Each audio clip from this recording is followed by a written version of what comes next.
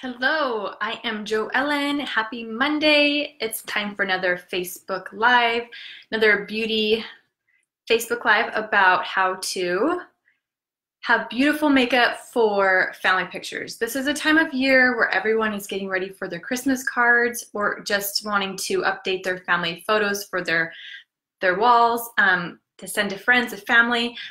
This is like the prime time for family pictures. So I thought it would be a great idea to share with you some simple ways that you can up your makeup game, because your everyday makeup will not cut it for family photos. You want to beef up your makeup game when you're taking pictures of yourself, because you want to your beauty to translate on film.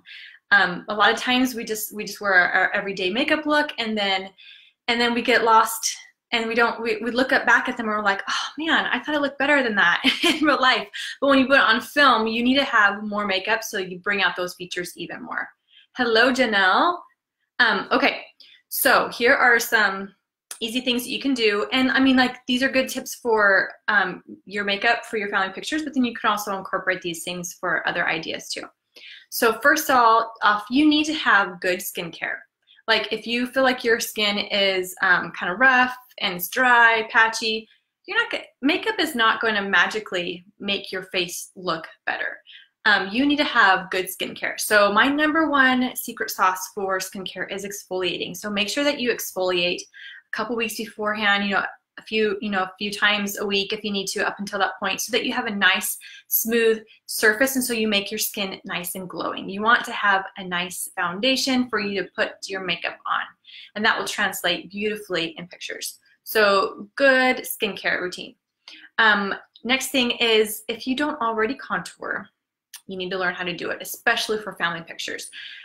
You really want to give shadowing and bring out those features on your face in a natural way, and contouring does that for you. So you want to bring out those cheekbones, shadow your forehead, give your jaw some definition, give yourself some contouring so that you just have a nice, you're not looking like a flat face.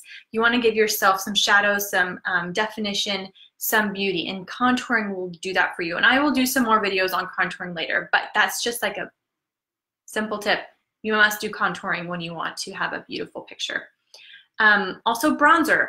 Bronzer is a nice way to add some color to your face. It kind of gives it nice warmth. It makes you look not so pasty white. It makes it look like you've actually been out in the sun and you have a nice natural glow. So contouring your face, or putting bronzer on your face, you want to do it over your contour, over your blush, kind of frame your face so that you're over your forehead and your cheekbone area and your nose. It's just so that you don't look like you have this like huge forehead, and you have a little bit of warmth to your face. So bronzing helps give that effect and just makes you have looks like you have a little bit more sun. Oh, my hair's doing crazy things. Okay, next is, if you are not a blush wearer, you need to be for family pictures or for any pictures. You want to add a nice little flush to your face. So it doesn't have to be like a bright pink, you look like a clown kind of blush, but it is a nice flush to your face. Just adding a little bit of color on the apples of your cheeks.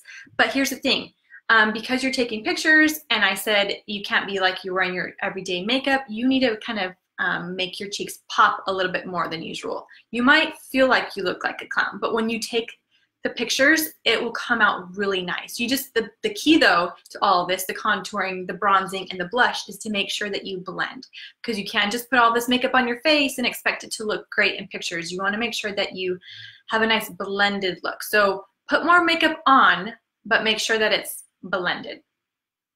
All right, next thing is, don't forget your brows. So many women, even for their everyday makeup, they forget to finish their look off with their brows.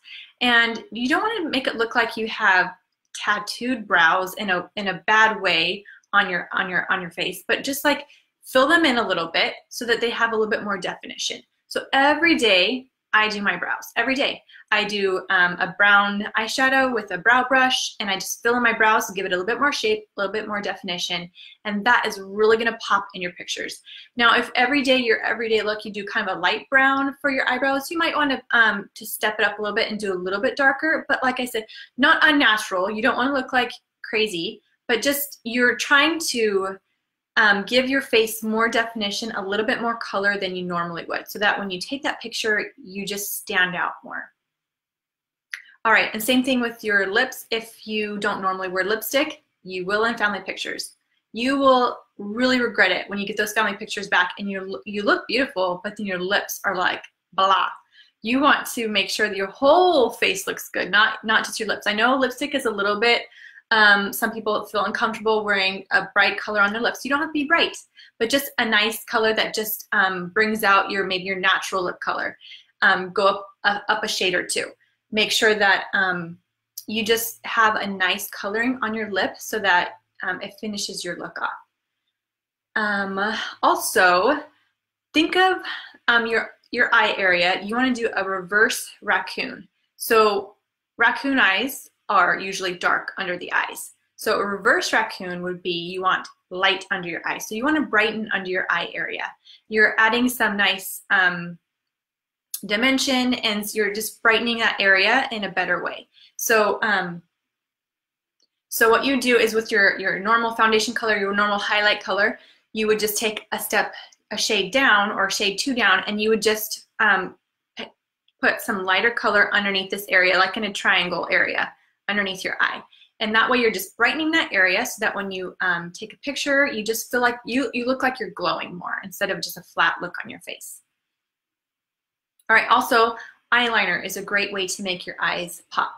Now, you don't want to like take a black liquid eyeliner and like line your whole entire eye and then you look like really heavy duty. You still want it to look nice, natural, but you're just making your eyes stand out more than usual.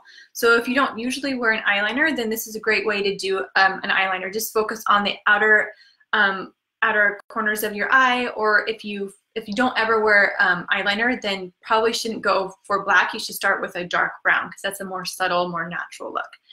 So just do a nice eyeliner, soft, gentle line that will just make your eyes pop a little bit more than just wearing only eyeshadow.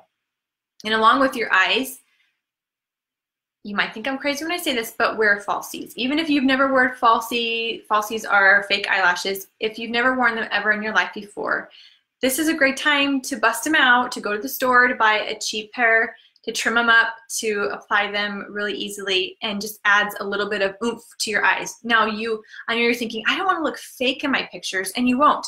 Like I said, when you take pictures of yourself, when it gets printed and you see the actual pictures, it looks like your natural self.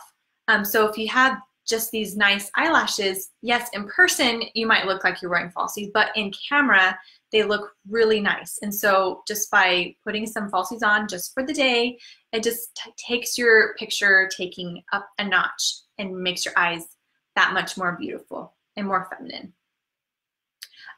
Do not wear SPF.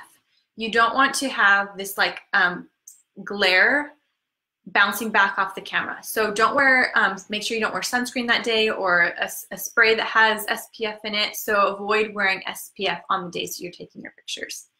And then make sure that when you put all that makeup on your face, make sure that your face and your neck and your chest all match. You don't want to have a beautiful made up face and then a really light neck and chest, or a beautiful made up face and a really dark neck and chest. You want to make sure that all matches. You don't want to look like you're this floating head that looks unnatural.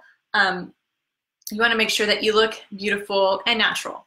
So bronzer is a great way to do this. We'll either take your foundation color and put it down on your neck and your chest in a blended nice motion, so it makes you look like you're all matched nicely. Or if you're darker up here, lighter down here, you can take bronzer. Your bronzer you can put down here, or you can even do a sun tanning spray in this area so that you just match and you look like it all goes together. You don't want to look like this looks great, this does not look great. So make sure that it's blended, it matches, it looks great.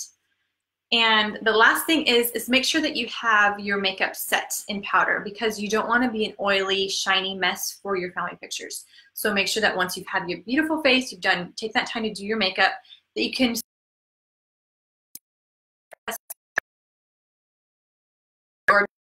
and set your makeup and last longer. So just some little tips that you can do to make sure that you take your family pictures, or if you don't have family, you don't do family pictures, whatever, next time you take glamour shots or something that makes you feel a little bit extra pictures for your business or that, make sure you follow the steps, because then you will look a lot more beautiful, a little bit more on your everyday normal self. So I will type those up so you can look at those and you can refer back to them.